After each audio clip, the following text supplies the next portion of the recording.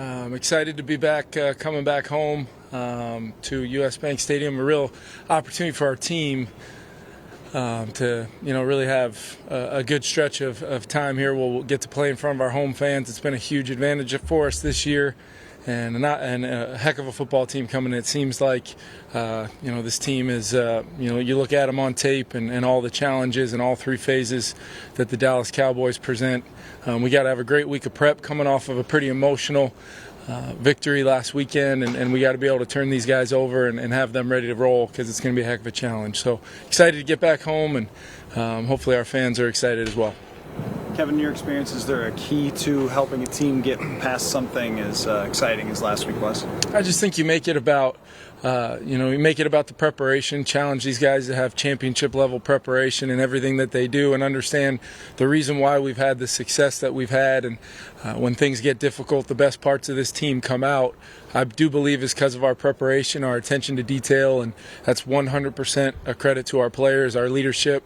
But in this league, if the hardest part sometimes is just maintaining that over and over and over again, so that you can be at your best, against the challenges that present itself, just like this one, which is a heck of a good football team coming in. Kevin, you obviously today, as far as not doing a full practice, just to kind of give them a little more time to physically recover, or is that part of that just mentally kind of coming back down thing? It's more physical than anything, just because of, we want to be prepared for Sunday, but we're also looking at, when we kick off on Sunday, we'll have 2 football games in 5 days, so we got to get out in front of just making sure we turn these guys over. It was a physical game, a lot of snaps to try to get that thing won the other day by a lot of guys, so it's a combination of both, but also looking at the big picture of understanding how we can have the best possible fresh team for 2 opportunities coming up here in a short amount of time. It's kind of like a walkthrough type thing today or something, or we moved them a little bit, and we kind of tried to flush them out a little bit and get these guys moving, and then quite a few reps. We actually probably got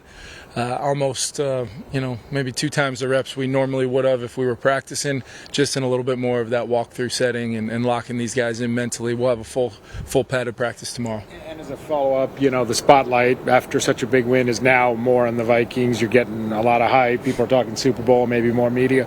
You obviously won a Super Bowl with the Rams last year. You saw maybe how the attention increases. Do you use any of those lessons to tell the players, don't read the headlines, don't get a big head, that kind of thing? Yeah, I think I've referenced this to you guys before, but I can remember not too different of a time in our season last year. We ended up not winning a game in the month of November, and that wasn't due to any lack of preparation or focus. It's difficult to win in this league. Our guys know that. They know the challenges we face each and every week, how we've won football games, and needing to be prepared to be at our best at the end of these games, to try to go win and compete every opportunity we get. I think it's important, although it can sound like a cliche at sometimes, the second you do not focus on your preparation, stay true to your own individual process, us as coaches leading into the plans we give these players, how much clarity can we give them, and then ultimately Tyler and Uriah and those guys having, working in conjunction with those guys to make sure we're physically at our best as this long season continues to go on. But don't worry much about anything other than just the opportunity this week, because we really haven't earned anything up until this point. I do feel like we're confident. I do feel like these guys believe in what we're doing here, but at the same time, we got to go prove it each and every week. We know that.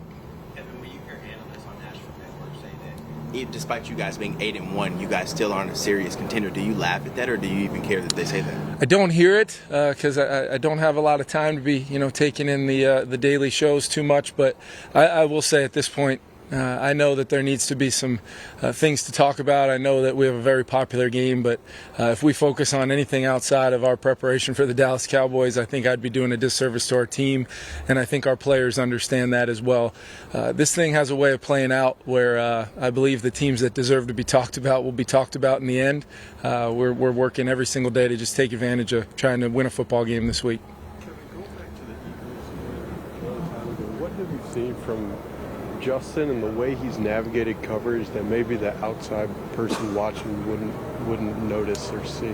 I just think he's stayed incredibly consistent and continuing to try to maximize his role in our offense, and that's a lot of different jobs. He's done a lot of different things really, really well as a talented player, one of the best at his position in the league can do.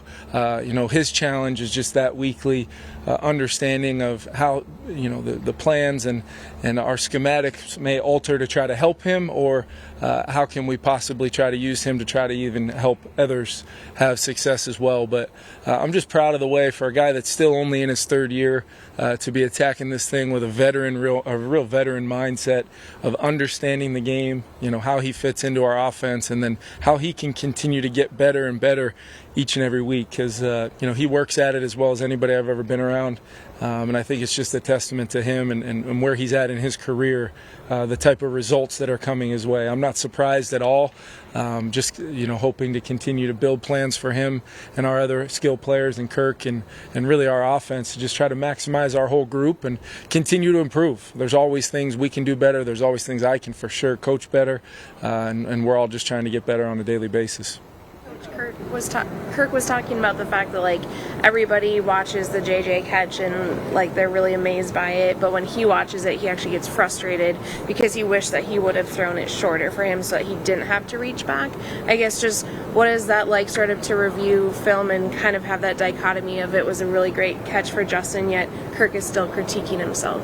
Yeah, I don't know if it's, you can call it a critique, but what I think the best part about Kirk, no matter the result, we always go back and look at things, very clearly. And hey, what could I have done better coaching it? When did I call certain plays? And in what situations?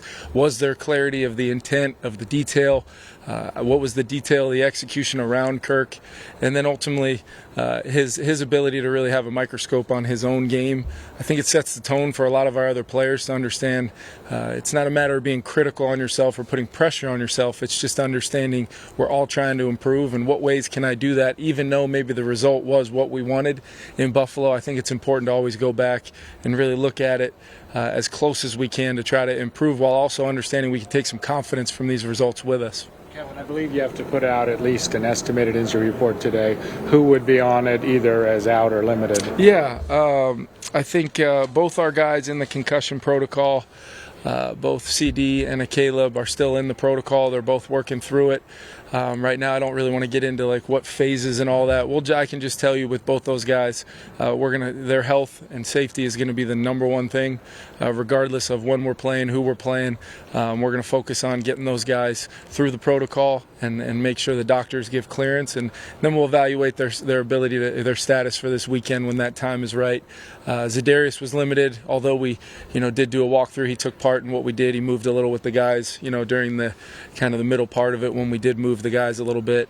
And then DT is still kind of working his way back. He's absolutely attacked this rehab to the point where I know he's really itching to get back out there. But like I said to you guys a couple weeks ago, we want to make sure when he comes back that he ultimately is at his best and ready to roll for what we hope is a long stretch here. So he'll be called DNP. Yep. Kevin, what did you like about Blake Randall's performance on Sunday, and what kind of confidence level do you have in him if he has to start? I have a lot of confidence in Blake. I have a lot of confidence in Ole.